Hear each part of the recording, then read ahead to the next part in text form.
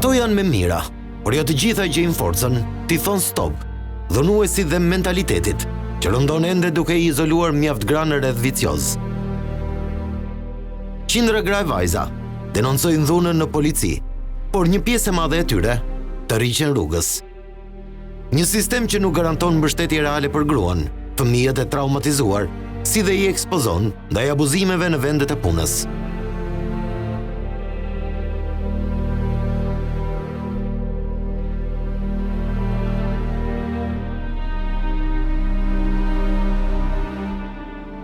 Masivizimi i rasteve të dhunës dhe divorceve, dy tregues që flasin qartë për krizën që po kalon familja dhe shoqëria shqiptare në tërësi.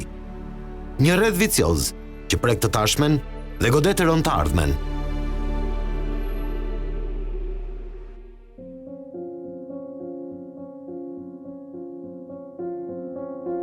Muzgu jetës.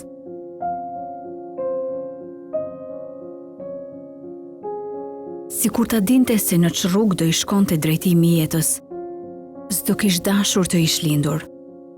Ajo vërtet nuk dinte asgjë si ishte gjendur aty. E kishte hedhur familja, apo ish gjendur pa dashur. Në atë vend ku ndodhej ajo, nuk kishte asnjë gjë të hareshme, përveç dy zogjve të bukur që ciceronin si melodi kënge, si melodi për shpresat e saj, në atë vend të largët. Në atë vend ku s'kish asgjë, ajo dukej si vetë pengu i natyrës.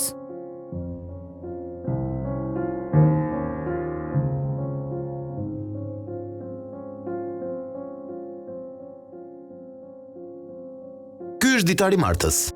Kështu vendosëm ta quajmë ne për t'i ruajtur privatësinë. Një grua e divorcuar që provoi për më shumë se një dekadë dhunën fizike, psikologjike, tradhtin dhe në përkëmbjen nga ai që i kishte premtuar dashuri të përjetshme. Ka tentuar të më vras. Më ka shputuar fëmija ma. Mori thikën, goditi. Unë shputova në atë moment, ai pastaj mori thikën dhe erdhi të më vriste. Në atë moment ka qenë 7 vjeçe. E madhja dhe ka hipur lart mbi banak dhe i ka thënë mamin ti mos e vra. Nuk ka qenë vetëm i rast. Kur e do një njerëz mendon se është dita e fundit të ndryshoj. Po aty të kap muaj, vite dhe gjërat shtohen nuk paksohen. Pa mbështetjen e familjes, pas kënd që ta dëgjoj, ky ditari u jep zë përjetimeve të saj për të përballuar dhimbjen, pa pranuar të përkulet. Nuk e kuptojnë që jeta nuk bëhet si thojnë ata, po si është më e mira për fëmijët. Paktën, nëse ti ke humbur fëmijën tënd dhe jetën e fëmijës tënd dhe të ardhmen e fëmijës tënd, paktën mos dëmto të ardhmen e dy fëmijëve. Si mirat të tjera, ajo ka jetuar jetën e një gruaje shënjestër. Zgjodhi të mos e denoncoj dhunën, pasi ishte bindur që në qytetin e vogël ku ajo jetonte, nuk do ta besonin. Por, prej 4 vitesh, kundër të gjithëve, mori 2 fëmijët e saj dhe la shtëpinë e burrit për të ndërtuar një strehës të re në një qytet tjetër. Asnjë nuk më ka mbështetur në këtë vendim, por thjesht kam thënë që unë do zgjedh të jetoj. Ajo që ti nuk gjen është që familjet shqiptare kanë shumë tabu njëherë ndarjen e një çifti. Edhe vajzat shqiptare në përgjithësi quhen sikur vendin e kanë tek familja e bashortit. Ajo që unë më them është që të gjithë gratë në përgjithësi që kam ndikur çdo rast pothuajse është që familjet i qajnë vajzat si kanë duar jetë, po ata janë vetë fajta. Rrugëtimi për të rimar veten, pas kësaj marrëdhënie të dhunshme, rezulton të jetë sfidues dhe i vështirë. E paragjykuar dhe stigmatizuar, ajo aktualisht punon 2 turne për të paguar qiran e shtëpisë dhe siguruar jetesën për 2 fëmijët. Është shumë vështirë, po jo pa mundur për t'ia dalë. Vitin e parë, e merrja bukën e bëja me vajolliri me rigon, që dukesh që kishte diçka brenda.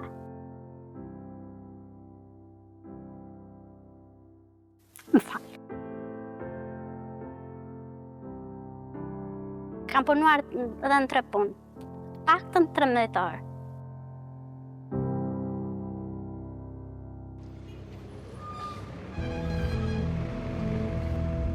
Shfrytëzimi i grave të divorcuara në punë, duke përfituar nga nevojat e tyre ekonomike, nuk është një gjë e re. Për shkak të nevojës detyrohen shpeshherë që të pranojnë ndonjëherë kushte edhe antiligjore pune. E vetme dhe pas një mbështetje, Marta nuk ka para, as të divorcohet, pasi bashkëshorti nuk pranon. Pra as të divorcohesh, nuk është e lehtë. Organizatat e shoqërisë civile, që ofrojnë ndihmë ligjore falas, rrëfejnë se gjykatat janë larguar shumë dhe një divorc mund të zgjasë deri në 3 vite. Po ashtu, vonesa ka edhe në zbardhjen e urdhrave të mbrojtjes, duke rënduar situatën e gruas. Duhet thënë se shtimi i divorceve tregon krizë të shoqërisë. Por, kur gruaja është peng i dhunës, atëherë divorci kthehet në zgjidhje për të e fëmijët e traumatizuar. Pra nga 6 muaj, shkon procesi në rastin më të mirë të mundshëm deri në 3 vite. Është shumë për një grua, jo vetëm të dhunuar. Kemi një anullim të seancave në moment të fundit, kemi një vonesë në zbardhjen e vendimeve, të cilët po themi kanë marrë më shumë se 2 javë kohë për të zbardhur. Po për një grua është shumë pengues të përfitojë nga shërbimet nëse nuk ka një vendim të zbardhur. Kemi vendime të cilat po themi zbardhen në mënyrë konfuze do thoja, që shpeshherë janë të vështira për ne si profesionistë kuptojmë. Në vitin 2006, Shqipëria ka miratuar ligjin për dhunën në familje, që parashikon një sport shërbime falas për gratë viktima të dhunës. Po ashtu, një numër shumë i madh institucionesh, në nivel qendror dhe lokal, bëjnë pjesë në mekanizmin e referimit të dhunës, që ka për detyrë të u gjendet pranë këtyre viktimave. Por rasti Martës tregon se mekanizmi i referimit të dhunës dhe të gjithë strukturat e ngritura për të ndihmuar viktimat e dhunës kanë dështuar. Ajo duhet të kishte përfituar avokat falas, strehim falas, procedura të lehtësuara për shkollimin e fëmijëve, një sport ushqimesh falas dhe duhet të ishte përfshirë në skemën e mbështetjes. Këtu s'funksionon asgjë pothuajse, përtej ligjeve që ne kemi të shkëlqyera, ligjet nuk punojnë në sinkron. Brekena Puka, drejtuese e qendrës Vatra në Vlorë, që ofron prej 25 vitesh akomodim dhe ndihmë ligjore falas, thotë se çdo vit ndihmojnë 350 deri në 400 gra viktima të dhunës. Ajo mund të kërkojë mbështetje sepse gjendet në mes të 4 rrugëve, mund të mos jetë mbështetur nga familja dhe kërkon mbështetje për strehim. Jo detyrimisht në stres, pasi mund të ketë një punë dhe fëmijën mund ta ketë në shkollë, por ne i ndihmojmë me apartamente me qera. E zgënjur nga përballjet e pakta që ka pasur me këto institucione, Marta ka humbur besimin dhe ka zgjedhur të mos i varë shpresat për të ardhmen e saj tek këto. Unë mendoj që në institucionet nuk ka fare gra me këmbë tokë. Se nuk jep divorcin me mirëkuptim, unë nuk kam lekë të ndjek divorcin. Nga viti 2006, kur u miratua ligji për parandalimin e dhunës në familje, mbi 33.000 gra janë pajisur me urdhër mbrojtjeje nga gjykatat. 611 persona janë arrestuar për dhunë në familje. Nga viti 2010, në Shqipëri janë vrarë 159 gra, që përbën një shifër të frikshme. Pajisja me urdhër mbrojtje e fut një grua në sistemin e referimit në mënyrë që ajo të përfitojë mbështetje. Marta, që nuk ka ndjekur këtë rrugë për shkak të mosbesimit, rropate ta siguroi vetë gjithçka: qiranin shtëpisë, kujdesin ndaj fëmijëve, plotësimin e nevojave të tyre, shpeshherë me koston që të nesërmen të mos ketë asnjë lek në xhep. Për librat unë vajzave dhe si vjet nuk i kam plotësuar. Unë ja kam festuar gjithmonë ditëlindjeve dhe unë e nis ditën e nesme pa lek. Nuk e mendoj asnjëherë. Sipas të dhënave të policisë së shtetit, çdo vit raportohen mesatarisht 5.000 raste të dhunës në familje, ose 13 raste çdo ditë. Këto shifra janë vetëm ato që raportohen, pasi fenomeni është edhe më i gjerë. Viti 2021 ka qenë viti i cili ka shënuar numrin më të lartë të rasteve të dhunës me 5.312 të tilla. Gjysma të këtyre rasteve i përkasin Tiranës me rreth 2.200 raste të denoncuara, ose mesatarisht 6 raste në ditë. Për herë të parë, ndërshkimi i dhunës në familje është përfshirë në Kodin Penal në 1 mars 2012, duke shtuar një nen të ri, pikërisht nenin 130 fraksiona. Me kalimin e viteve, ndërshkimet janë ashpërsuar deri në burgim të përjetshëm, ku zhvret bashkëjetuesen. Por ligjet e forta nuk kanë shërbyer për të frenuar dhunën në familje. Sipas statistikave, kjo vepër penale ka shënuar rritje, por sërish është shumë e vogël, krahasuar me kërkesat për urdhra mbrojtës. Shumë gra, kur paraqiten në polici, thonë se do ta ndjekim me urdhër mbrojtjeje, por nuk do të bëjmë kallëzim. Në vitin 2023, vepra penale e dhunës në familje shënoi një rritje drastike me rreth 40%, krahasuar me 4 vite më parë. Me të njëjtin ritëm, është arritur edhe numri i autorëve që kanë ngritur dorë mbi gratë e familjes, duke shkuar nga 1400 autor në vitin 2019 në mbi 2000 në vitin 2023. Nuk është vetëm dhuna ekstreme fizike, por është dhuna me bazë dinore, që do të thotë dhunë ekonomike, dhunë psikologjike, drejtuar ndaj grave, por edhe fëmijëve. Kurba e divorceve, po ashtu ka ndryshuar shumë përgjatë këtyre 3 dekadave të fundit. Nëse në vitin 1990, Shqipëria regjistroi 13.6 divorce për 100 martesa, kulmi u arrit në vitin 2019, por vendi ynë raportoi thuajse dyfishin e zgjidhjeve të martesave, ose 26 divorce për 100 martesa. Pas këtij viti, divorcet kanë ardhur në rënje, duke zbritur në 15.8 divorce në vitin 2021. Por jo të gjitha gratë pranojnë që të bashkëpunojnë me organet të drejtësisë për hir të së vërtetës. E para, kanë kërcënime. E dyta, jo gjithmonë kanë mbështetjen e familjes. E treta është stigma, por ne kemi raste që na drejtojnë te klinika ligjore për të kërkuar urdhër mbrojtje. Mentaliteti dhe varësia ekonomike janë 2 arsyet kryesore që i shtyn gratë ta pranojnë dhunën. Por të dhënat e Ministrisë së Drejtësisë dëshmojnë se vitet e fundit janë gratë ato që më së shumti kërkojnë divorcin. Përgjatë vitit 2019, kërkuan zyrtarisht divorcin në gjykat 4.326 gra, krahasuar me 3.464 burra. Kalvari vuajtjeve të grave nuk merr fund me denoncimin e dhunës.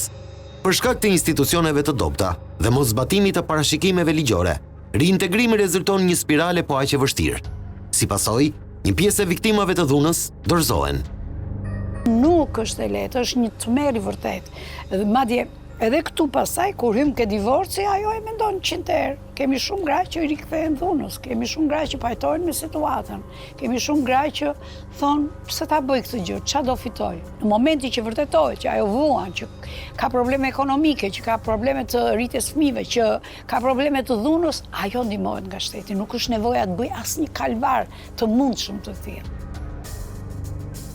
Anila Hoxha, gazetare që ndjek prej vitesh çështjet e grave, viktimat të dhunës dhe rrugëtimin e tyre pas denoncimit të saj, thotë se nuk duhet të fokusohemi vetëm tek sensibilizimi, pasi ai tashmë është arritur.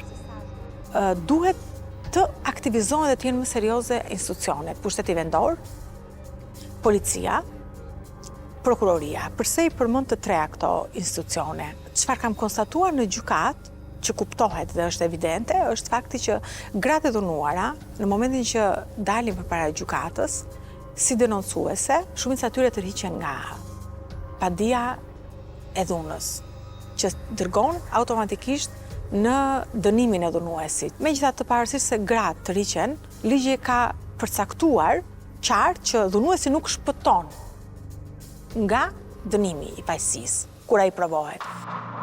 Problemi në këtë moment konstatohet tek ligji, që parashikon 2 procese paralelisht, procesin civil dhe atë penal për të njëjtin moment dhune.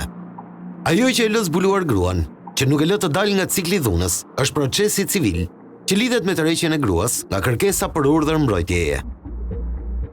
Të rishikohet sërish ligji, sepse janë 2 çështje për të njëjtin episod dhe duken si shumë procedurale, por direkt varet jeta e të dhunuarës dhe në shumë raste edhe fëmijëve të çiftit dhe të gruas.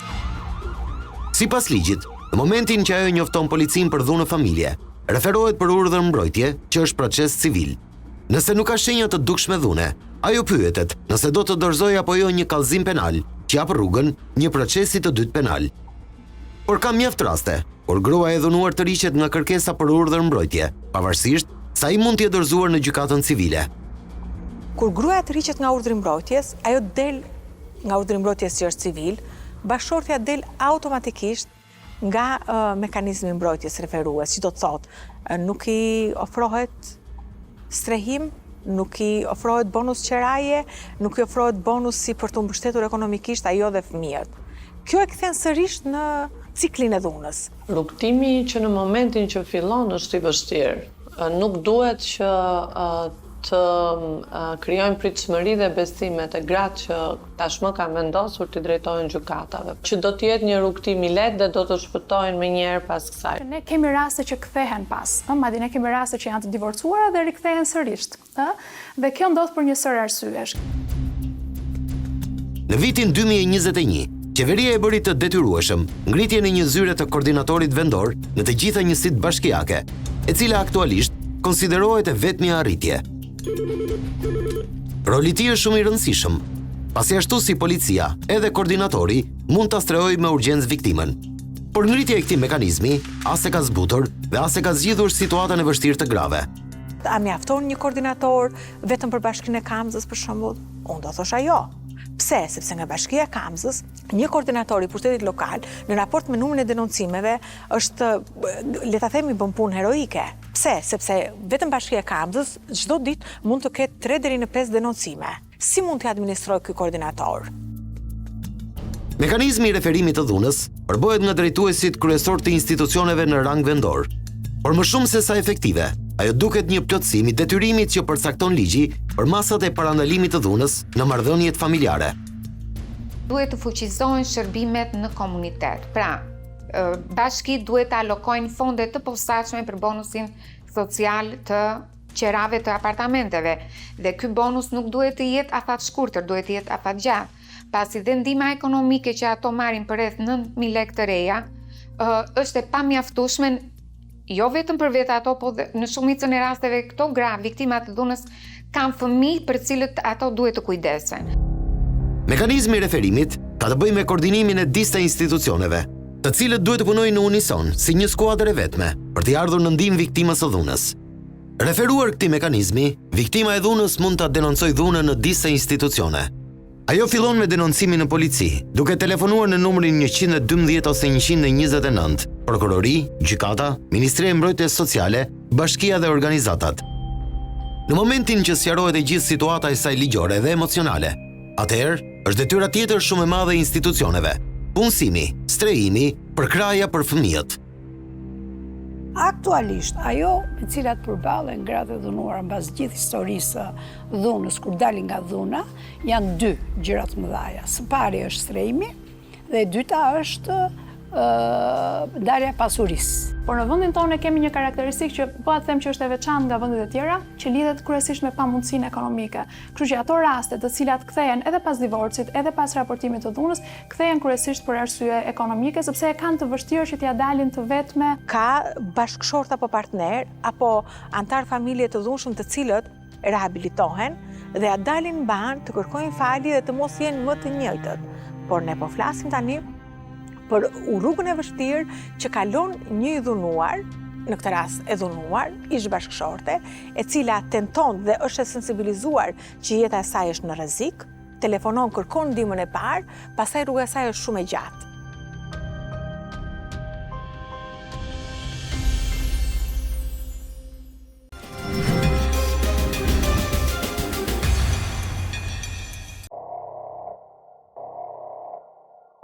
Shqipëria klasifikohet ndër vendet ku dhuna në familje raportohet shumë vite pasi ajo ndodh. Vonesa lidhet me 2 arsye: pamundësitë ekonomike dhe mentaliteti. Ne deri përpara 5 vitesh kemi patur statistika që rastet që vinë në qendra raportojnë dhunën mbas 15 apo 20 vitesh. Ne vetëm 5 vitet e fundit shikojmë një ndryshim të trendit, që kemi vajza dhe gra të cilët e raportojnë dhunën në vitin e 2 apo të 3 të saj.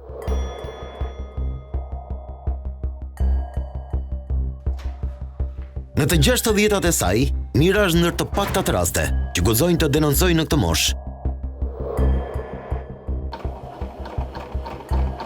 Prej disa muajsh, jeton në një strez në Tiranë, një jetë kushtuar bashkëshortit dhe 3 fëmijëve. Ajo ka përjetuar dhunë fizike dhe psikologjike, që nga koha që e mban mend veten të martuar. Se të vetë që kam inati, se nuk më ka bën asnjë gjë tjetër, asnjë gjë të keqe, vetë se kam inati. Historia e dhunës zgjati për shumë vite, derisa një ditë të nxehtë vere, Ndërsa dëgjonin ngrushtet mbi trupin e saj të brisht, fqinjët telefonuan policin. Bashkëshorti i saj ndodhet pas sekurave, ndërsa ajo u streua në një qendër për gratë e dhunuara. Falenderuese për mbështetjen e dhënë deri më tani, ajo ndihet e pa shpresë për të ardhmen, pasi nuk ka vend as në shtëpinë e burrit dhe as në atë të prindërve. Unë i bona gjithë mundësi që shkoj aty që mos t'i bjen dorë, as pas shkis, as vllajt, as motrës, as fëmis, edhe nuk u bën. Ishte pa mundur.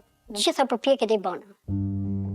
Ajo që i dhe më së shumti është gënjimi nga fëmijët që i kanë përjetuar vetë skenat e dhunës, por nuk e kanë mbështetur në këtë vendim të sajin. Këtu, mentaliteti ka punuar kundër gruas. Ju komunikoni me fëmijët? Jo, nuk komunikoj. Jo, dhe aq, dhe as pak. Ndiheni e shkënjur? E shkënjur totalisht.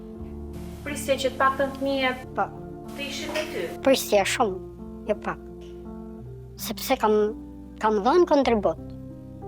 Sa kam pas mundësi, sepse jam mundu që të rikëthem në shtëpi, mos të ndjehen keq fëmija, familja.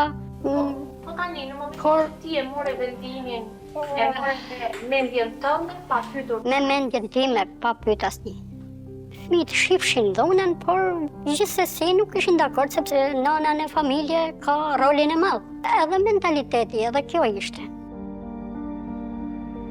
Në pamundësi për të gjetur një stre për të futur kokën, Mira është rikthyer disa herë në shtëpinë e dhunës, me shpresën se do të ndryshonte diçka. Si do kishe dashur të ishe divorcuar? Që kur, heret.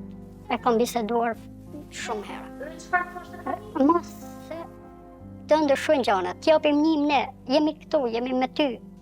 Ata u mundoshin, ishin me mu, me fjalë, po. Ata ishin largë, më mbështeshin për largë, me fjale, me vishin aty, nuk jam bë pishman, sepse nuk dorohet, as dhuna psiqike, as dhuna fizike, isha shumë e vetëdijshme, edhe pse dilsha rrugë vetë, thesha nuk do kthehem mrapsht.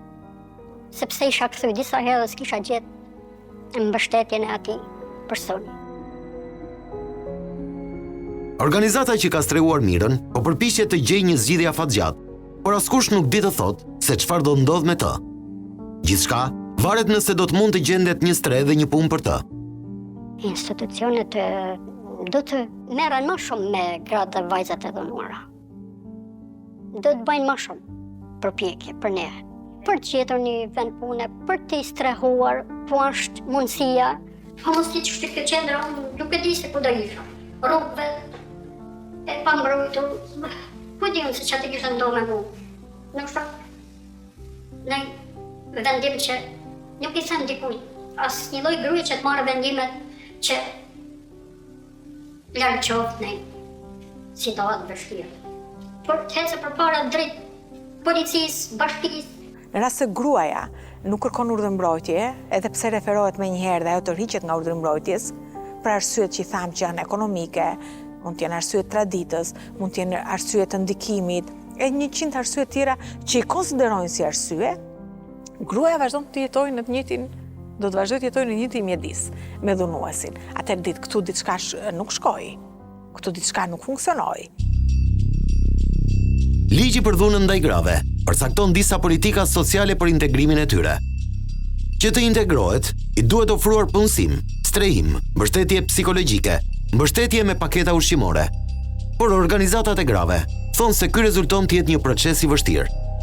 Shërbimi psikologjik falas, shërbimi ligjor falas, akomodimi në disa raste i strezave në strezat e emergjencës. Dhe më te, akomodimi në streza më afatgjata, duhet që të shtohet edhe shërbime si që janë dhe që organizatat në këtë rast e kanë shtuar, si që janë marrja e banesave me qirat.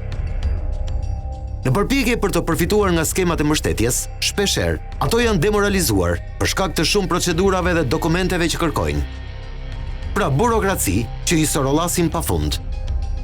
Sa tolerant jemi si popull, ne që e lejojmë shtetit të na bëjnë nënën. Shteti shqiptar i ka bërë nënën qytetarit dhe qytetari vazhdon ta quaj baba. Është e tmerrshme. Unë them boll me make-upin që po i bëni Shqipërisë. Kjo është një listë me dokumente që duhet të plotësojë një grua e dhunuar për të përfituar një banesë sociale me qira. Megjithëse ligji vendos si një nga kategoritë që përfitojnë nga strehimi social, organizatat e shoqërisë civile thonë se gratë e dhunuara thuajse nuk kanë përfituar asgjë. Madje janë burokracitë që shpeshherë i detyrojnë të kthehen tek dhunuesit. Ka një paket shumë të madhe dokumentacione që një grua e vetme për shkak të aftësive, të mungesë informacionit e vetme ka të pamundur ta plotësojë. Një nga arsyet pse gratë në vendin ton kthehen tek situata e tyre dhunës është pikërisht edhe për këto sfida, po themi, të sistemit. Kanë një burokraci të frikshme, një dosje të madhe me dokumenta që i kërkojnë gruas dhe si vull e mbas kësaj është edhe një akt notarial ku gruaja duhet të deklarojë ke noteri një vit që e merr me qerak të shtëpisë, duhet pagoj 2 qerat të parë dhe të fundit, gjë që ajo se ka mundësinë. Dhe të gjitha këto janë pengesa dhe që e bëjnë këtë grua të jetë ose sërish të kthehet në situatën ku nga ka ardhur, ose të vuaj pavarësisht të zvaritë dhe të krijojë problematika aq të mëdha edhe me fëmijët. Një grua e dhunuar që të vendosë të qëndrojë në Tiranë dhe të përfitojë nga programet e bashkisë, duhet të jetë fillimisht banore e zonës. Por që ti jesh banore, duhet të kesh kontratë qiraje. Kjo është një tjetër spirale pengese. Ato duhet të sigurojnë vetë kontratën e qiras, por shumë pronar nuk pranojnë të bëjnë një kontratë të tillë. Kjo ndodh për 2 arsye. Nuk duan të deklarojnë të ardhurat ose nuk duan të lënë në shtëpi një grua me probleme të tilla. Shumë e vështirë në shoqërinë tonë që ti jesh një grua e divorcuar dhe grua e vetme krye-familjare. Kur ndërmjetësojmë me pronar banesash për dhënien e banesave me qira, shohim që është shumë e vështirë që ato të pranojnë në momentin që ti i thuaj që është grua e divorcuar apo është viktime e dhunës në familje, sepse ende shoqëria shqiptare nuk është e ndërgjegjësuar në atë nivel që të jetë mbështetëse. Bashkia pas ndihmës që ne organizatat ofrojmë për 3 muaj, 6 muaj, në disa raste dhe 1 vit, duhet të vijoj pastaj shteti me mbështetjen jo vetëm me bonusin e qeras, por njëkohësisht ai 9.000 lekë në muaj duhet të rishikohet në përpjesëtim edhe me rritjen e çmimeve që ne ndim të gjithë se si është situata tani në Shqipëri. Nëse nuk ju mbulohet banesa apo strehimi, çmimet për të paguar vetë qiran janë të papërballueshme. Kjo i gjen gratë e dhunuara, të dorëzuara dhe pas një zgjidhje. Pika me dobët vazhdon të jetë pushteti lokal. Mungesa e një ndihme tamam siç duhet, pavarësisht se çdo vit bashkitë raportojnë në mënyrë konsistente se sa është bonusi i qeras, se sa është ndihma ekonomike që jepet, se sa ata kanë ndihmuar gra që t'ja dalin ban, që të aktivizohen, të marrin një profesion caktuar e kështu me radhë. Po ky në raport me kërkesat fillestare që janë denoncime në komisariatet lokale është shumë i pakët. Nëse ne po themi në statistikat tona, kishim rreth 60% të rasteve që vinin nga qytetet e tjera dhe që qëndronin në Tiranë përpara 5 vitesh, sot ka një numër të ulur të ndjeshëm që qëndrojnë në Tiranë dhe që vendosin të kthehen në vendin e tyre sepse kosto e jetesës është bërë shumë e lartë për qerat, por edhe për pjesën e jetesës. Drejtuesja e qendrës Vatra në Vlorë, që ofron mbështetje edhe për dhunën seksuale, jep alarmin se një pjesë e konsiderueshme viktimave të dhunës në familje përfundoi në rrjetën e trafikimit me qëllim prostitucionin. Rreth 30-35% e rasteve që Vatra ka asistuar në këto vitet e fundit kanë qenë ish viktima të dhunës në familje nga bashkëshortët, nga bashkëjetuesit apo nga prindrit. Në momentin që viktima dëshiron të divorcohet nga bashkëshorti, familja e saj ka qenë kundra. Pra, mbështetjen e familjes nuk e ka patur. Mbështetjen e sistemit të mbrojtjes nuk e ka patur sepse nuk është drejtuar apo nuk është përfshirë në programe të mbrojtjes. Ato kanë rënë pre trafikimit, ju është bërë premtime false për akomodim, për ushqim, për veten e tyre dhe për fëmijët, por në fund, ato më pas janë kërcënuar për fëmijët dhe kanë qenë të detyruara të ushtrojnë prostitucion, të shfrytëzohen në prostitucion nga bashkëjetuesit. Sipas legjislacionit shqiptar, detyrimi ushqimor është një ndër detyrimet kryesore të çdo prindi ndaj fëmijës së tij. Por për fëmijët që vinë nga një histori dhune në familje, kontributi për bukën e përditshme kthehet në mollë sherri. Në disa raste, ato janë në pamundësi ekonomike për ta paguar, por në mjaft raste, baballarët fshehin pronat për t'i shpëtuar pensionit ushqimor për fëmijët e tyre, si akmarrje ndaj nënës. Shpeshherë kjo pagesa e kontributit, më shumë se sa po themi kjo pamundësia për ta paguar, është një çështje mlefi dhe inati ndaj ish partneres, që meqense ti bashkëshortes, që meqense ti vendose të divorcohesh nga unë, atëherë dilja e vetme. Ndryshojnë pronësi, është tipike kjo, vendosja e emrave të tjerë, deklarimi ndryshe i të ardhurave, pikërisht për mos të paguar pensionin e fëmijëve. Unë mund të them që nga 100 raste të detyrimit ushqimor që kanë baballarët për të dhënë fëmijëve, 70 nuk funksionojnë, 30 u japin. Si nuk funksionon? Përmbarimi nuk e merr dot. E pare punës, o kompromentohet në ato, japin një lek dhe nxjerrin çdo lloj yçklash. E dyta është kjo që ato gjoja nuk ka punë, gjoja punoj në të zezë. Kemi ardhur në këtë moment që sistemi duhet të jetë detyrues dhe jo neglizhues apo mirëkuptues. Dhe flasim për vlera, ku diun, 3.000 lekë të vjetra të reja në muaj apo 5.000 lekë të reja.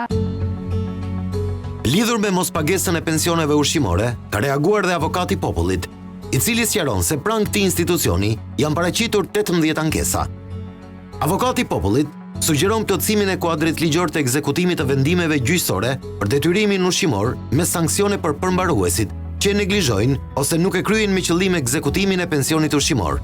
Po ashtu, avokati i popullit i kërkon Ministrisë së Drejtësisë që të krijojë një database në lidhje me ekzekutimin e këtyre vendimeve.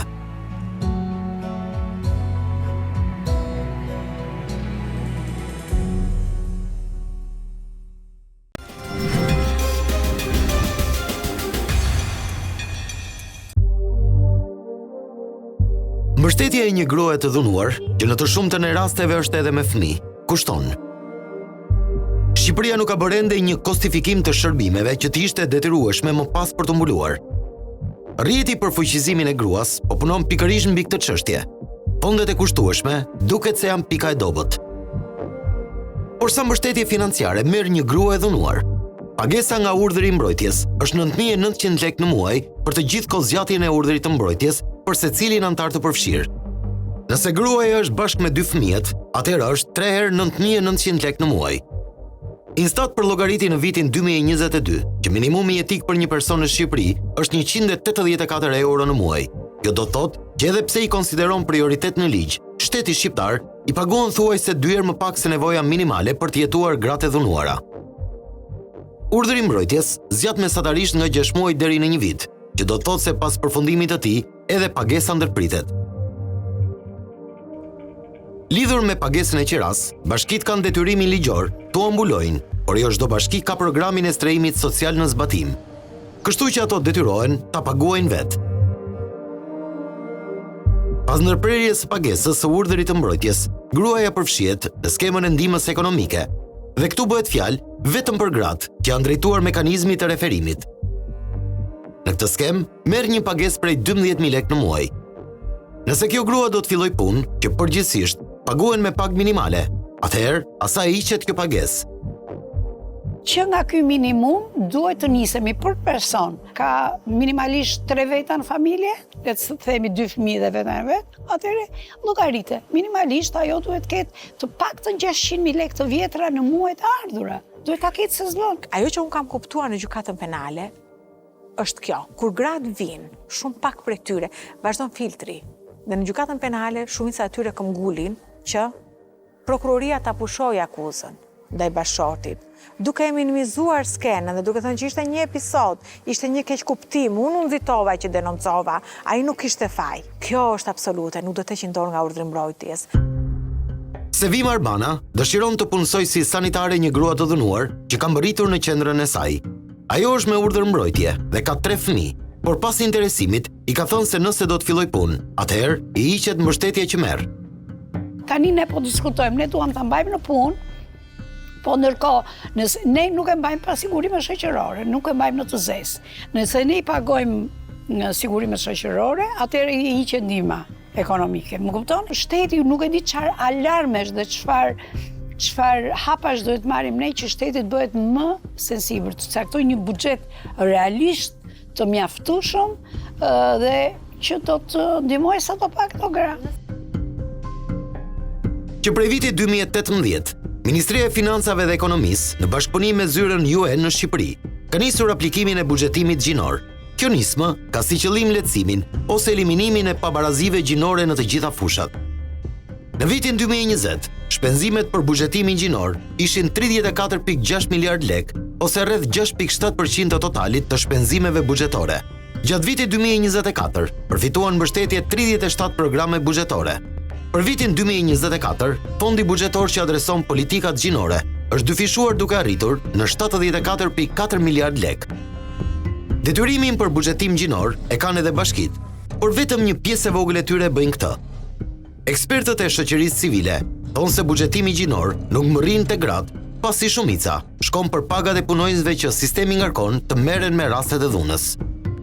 Formalisht ne jemi në rregull dhe ligji dhe struktura, pastaj mos pyet për njerëzit që punojnë në përbashkira, në për institucione, se janë fryrë kaq shumë sa që gjithë buxheti po kalon për rrogat e tyre dhe s'ka para për ndihmuar njerëzit. Planet sociale të bashkive nuk janë të mbështetura me fonde, duke mos e marrë seriozisht dhunën.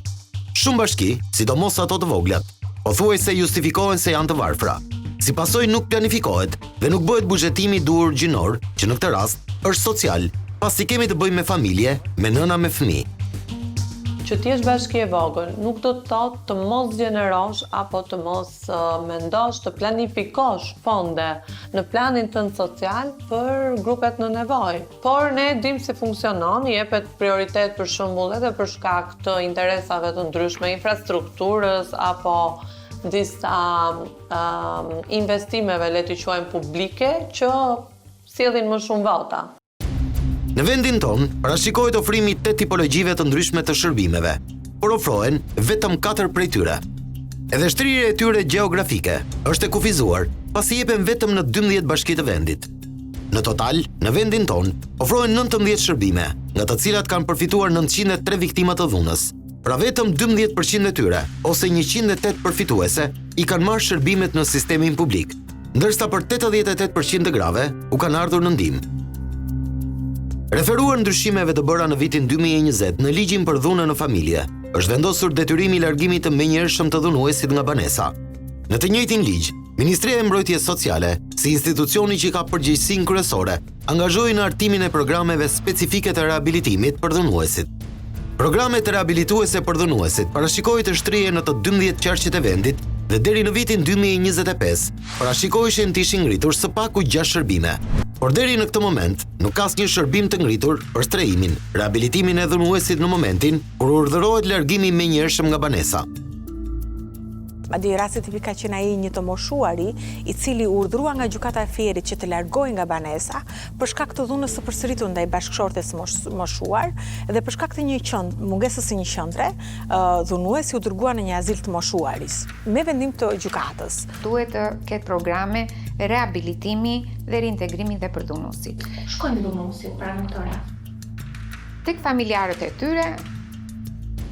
Ekspertët e shoqërisë civile pranojnë se në Shqipëri janë të pakta shërbimet për dhunuesin. Deri më tani, janë hapur qendrat e këshillimit për djem në Shkodër, Tiranë, Vlorë dhe Elbasan, por të gjitha janë projekte, pra jo të qëndrueshme. Ne kemi pasur raste që vetë gjykata e Vlorës, na ka referuar jo vetëm viktimën për ta asistuar me shërbime rehabilituese dhe reintegruese, por na ka referuar edhe dhunuesit për të marrë shërbimin e këshillimit nga këshilluesi për djem dhe burra. Sipas një raporti të kontrollit të lartë të shtetit, implementimi i politikave të hartuara për dhunën në familje nga ana e institucioneve përgjegjëse ka qenë i pamjaftueshëm. Si pasojë, nuk është garantuar një sistem i cili duhet i përgjigjet në mënyrë të shpejtë viktimave të dhunës në familje.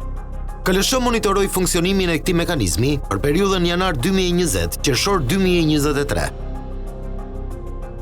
Ministria e Shëndetësisë dhe Mbrojtjes Sociale në rolin e autoritetit kryesor e shoqëruar nga mungesat të theksuara kapacitetesh në strukturë si dhe pa një kuadër detyrues ligjor për institucionet e tjera pjesëmarrëse në sistem, nuk ka arritur të përmbush plotësisht rolin e saj.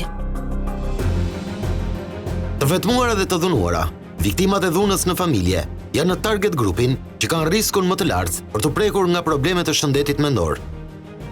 Organizatat që punojnë me këtë kategori thonë se shpeshherë çështjet e shëndetit mendor mund të identifikohen pas muajsh të tërë mbështetjeje. Gjymtari.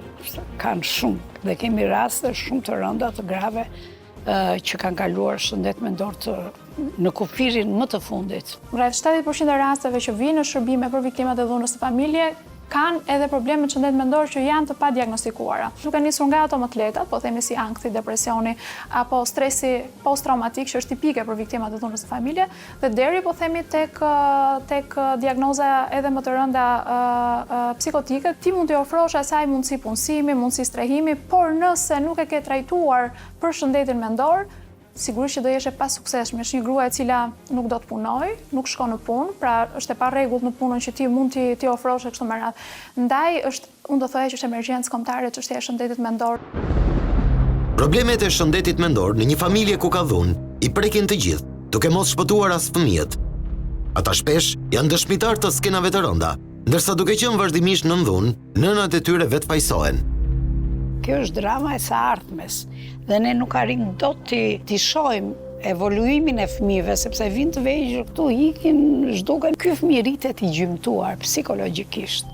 Unë në shumë raste bëhen dhunus vetë, sepse kam parë babain se është modeli që merr në familje. Dhe rasti tipik është i një gruaje nga një fshat i Tiranës, e cila vazhdimisht vetë fajsoi edhe përpara policisë. Bashkëshorti kishte marrë Kalashnikovin dhe e ndjek pas për ta vrarë. Në këtë moment fëmia telefonon policinë dhe kjo tregon të gjithë këtë moment, që ishte në fakt një vrasje ngelur në tentativë, tregon duke u vetë fajsuar. Ajo thoshe që shko, unë refuzova urdhrin e bashkëshortit dhe jam unë fajtorja që ndodhi kjo. Gjykata në këtë rast urdhroi që fëmijët që kishin parë këtë skenë të tmerrshme dhe gruaja të trajtoheshin nga psikolog dhe nuk u ndoq më pas ky rast. Pra këto skena dhune bëhen shkaku i një drame të re, pasojat tek shëndeti mendor. Organizatat e shoqërisë civile pranojnë se rrugëtimi i një gruaje të divorcuar nuk është i thjeshtë, por largimi nga dhunuesi është hap i parë drejt një jete të re. Fillon me një shpull. Nëse një shpull drejteje, sot nesër do jetë një grush, pas nesër do jetë një thik. Ne nuk flasim më për dhunë ndaj grave, ne flasim për femicid. Janë mbi 150 gra të vrara në Shqipëri si një luftë, është holokausti kundër femrave, është e tmerrshme. Të lutem, mos u dorëzo, mos e lër urdhrin e mbrojtjes. Ajo është mbrojtja jote e radhës. Lufto. Ti mund të falësh, por ai që ka gabuar dhe ka dhunuar, lëret veproj drejtësia për të. Dhuna ndaj grave dhe masivizimi i divorceve nuk janë vetëm fenomen shqiptar, por në raport me popullsinë, vendi ynë një shifra alarmante. Një fenomen që reflekton krizën që po kalon familja dhe shoqëria në tërësi. Pasojat janë të shumanshme, sidomos tek fëmijët e rritur me trauma, tek ata që janë e ardhmja. Fenomeni kërkon adresim dhe reagim të fortë institucional për të frenuar zymbësinë që na pret në të ardhmen.